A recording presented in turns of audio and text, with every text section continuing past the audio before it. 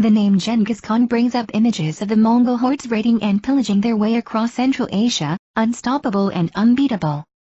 Although he is mostly associated with villainy and mass murders, it takes a particularly formidable badass to rise from nothing and single-handedly conquer Central Asia, most of Russia, and Eastern Europe. Genghis Khan is the only person in history to have ruled and held the largest contiguous empire that stretched from the Pacific Ocean in the east to Eastern Europe in the west. He unified warring tribes of Mongolia to march under his banner, strengthening and fortifying his army.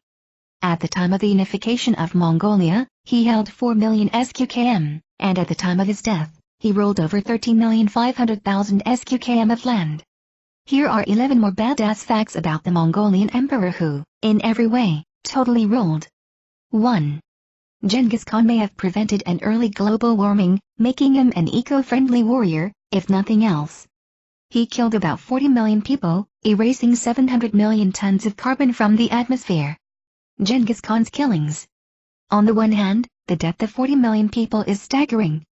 However, it is believed his killings resulted in a man-made climate change and basically cooled the planet. Thus, the land that was previously occupied by human settlements and farmland was reclaimed by forests, which in turn absorbed more carbon. Today, the global petroleum consumption generates approximately 700 million tons of carbon in a year, the same amount that Genghis Khan wiped out. 2. 1 in 200 men today are direct descendants of Genghis Khan. Descendants and DNA.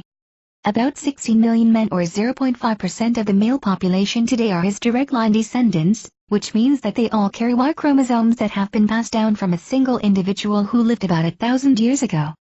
The Y chromosomes are also passed from father to son. We will never know the total number of descendants, which include females.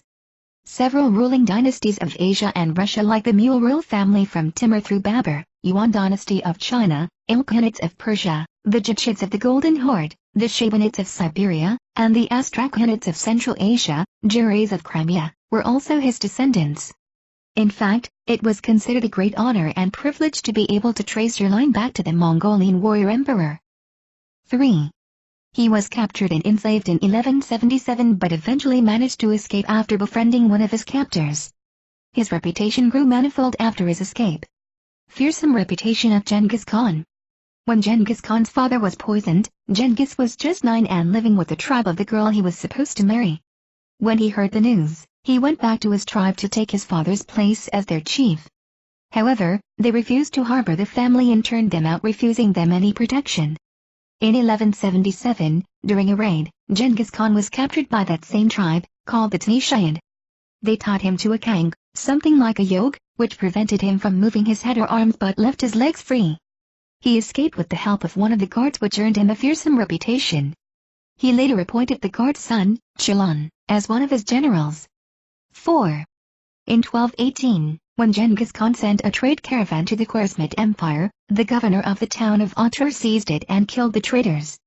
Genghis Khan retaliated by invading the empire with 200,000 men, killing the governor by pouring molten silver down his eyes and mouth. Now we know where George R.R. Martin got some of his Dothraki inspiration from. When the governor of Otrar refused to pay compensation for destroying the caravan and killing his men, 3 more people were sent to meet the Shah of Khwarezmia, who shaved 2 of them and beheaded the third, a Muslim. Not one to back down from this slight, Genghis Khan launched an all-out invasion of the cities of Bukhara, Gurgan, and the capital Samarkand with 200,000 soldiers and proceeded to kill or enslave the whole population. The war, which went on from 1219 to 1221, killed 1.25 million people. The Shah managed to escape, leading the Khan to deploy General Subutai and Jeeb and 20,000 men to go after him. He later perished under mysterious circumstances on a tiny island. 5. He not only forgave the men who shot an arrow into his neck in battle but also raised him to be one of his best and most trusted generals. Genghis Khan's general Jeeb. One account of this story says that Genghis Khan was shot in the neck in 1201 in the Battle of the 13 Sides. After the battle was won, he demanded to meet the man who shot his horse in order to mask his real injury. The man, Zergadari, confessed, but also vowed to serve the Khan with utmost loyalty, so he was allowed to live. Since Genghis Khan valued merit over everything else, he forgave him and renamed him Jeeb, meaning arrow and weapon in Mongolian. Another account states that Jeeb escaped and was recaptured by a group of soldiers but managed to kill Genghis Khan's horse. He then pleaded for his life and also promised to bring him more horses in exchange for the one he killed. 6. He would control the areas he conquered by marrying his daughters into the ruling families. He would then send his son-in-laws to war, thereby ensuring that his daughters rule in their stead. The son-in-laws usually died, and his daughters proved to be more successful at holding the kingdom together than his sons.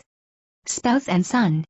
Not only was he a great warrior who commanded a fierce army, he was a strategic mastermind who didn't mind playing the long game and apparently, a feminist as well. He had about 7 or 8 daughters, and when they married allied kings, the latter's wives would be sent away or disregarded. He made sure that not only his sons but his daughters aided in the expansion of his empire. Eventually, his daughters ruled over areas from the Yellow Sea to the Caspian Sea. 7. Most of the time, his army was outnumbered. They won by employing warfare tactics like surrounding the opposing army and giving a false impression of their numbers or putting dummy soldiers on horses. Attacking on horses. It would be wrong to assume that Genghis Khan won his battles through sheer force of numbers and cruelty. He was capable of devising cunning traps and deceptions for his enemies. The Mongols had a great number of horses, at least 5 to 6 per soldier, and they would always use this resource to get the upper hand in battles. And because they had so many, they could move faster through the land by changing horses. The soldiers bringing up the rear would tie sticks to horses' tails to kick up dust, making the enemies think that the reinforcements were larger than they actually were. Additionally, they would also seat prisoners and civilians atop the extra horses before an attack to showcase their false strength. 8. Genghis Khan was responsible for one of the earliest instances of biological warfare where the Mongols would catapult the dead bodies of soldiers infected by the bubonic plague over city walls during sieges. Mongols besieging a city. In 1346, the Tatar army used plague-ridden bodies of Mongol soldiers as weapons in the siege of Kaffa, present-day Feodosia, Crimea. Once the plague spread, the defending army withdrew its forces, leaving the path clear for conquest by the Mongolian army. Bubonic plague was and is prevalent in small rodents in the steppes of Mongolia. The army somehow managed to carry it to their enemies without breaking the chain of infection. They were then infected along with the rodents. It is believed that this could have been ground zero of the Black Death that killed almost 1/3 of Europe's population in the ensuing years. In all fairness though, they probably thought it was the smell killing them, not the disease. 9. He would go so far as to divert the course of rivers to flood and cut off provisions to the kingdom he was planning to conquer.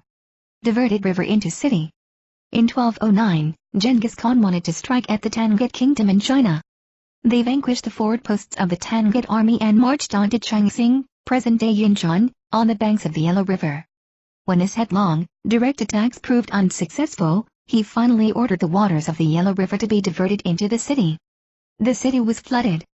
Even though the plan was only partially successful, as their own camps were flooded when the dikes broke, he finally won the siege and added another kingdom to his empire. Genghis Khan proved to be quite an open-minded and forward-thinking leader. He would march with a team of artisans and engineers who would simply innovate when faced with a problem. Whenever he conquered a land, its artisans, craftsmen, engineers, etc., would be recruited to problem-solve tactics of his mostly siege warfare. They would build a taller wall to get over a wall, hurl iron balls stuffed with gunpowder, divert rivers to flood a city, or stop its provisions. He absorbed new technologies and engineering from each kingdom he conquered, especially the Chinese and Arabic. 10. Genghis Khan surrounded himself with men of power and intelligence. One among them was his chief advisor, a captured Confucian scholar named Yilu Shukai, who came up with the idea of taxation instead of annihilation. Yilu Shukai and General Subutai. Yilu Shukai is best known for his wise words, "Empires may be conquered on horseback, they could not be ruled on horseback." He was just 28 when he joined Genghis Khan's administration and served him and his son until his death in 1244. He was instrumental in splitting civil and military power, which further streamlined administration and prevented unchecked violence. Yilu Shukai even encouraged the Chinese under Mongol rule to share their technologies and weapons, which in turn helped to grab the Song dynasty. 11. In adherence to Genghis Khan's wishes, not a single soul was told of his burial site. Not one person who knew the location of his grave was left alive, including the soldiers who carried out the killing. On the right, river that may conceal the burial place; on the right side, the river that may conceal his burial place. Genghis Khan died in 1227, at the age of 65, during the battle for Western Sa. There is no formal account of how he died, but there are several theories, none of which can actually be confirmed. He could have died from an illness, injury during battle, or falling off his horse. Before dying, he gave express instructions that his grave be unmarked and no one be told about its location. The slaves who built his tomb were silenced with death, and so were the soldiers who killed them. It is said that once the soldier had killed everyone else, they started killing each other and themselves. According to folklore, horses were let loose to stampede the ground to hide any traces of a tomb. Another legend claims that a river was diverted over it, forever concealing his burial place. To this day, nobody has succeeded in finding his tomb. An archaeologist, Maury Kravitz, spent 40 years searching for it in vain. He died in 2012 without ever coming close.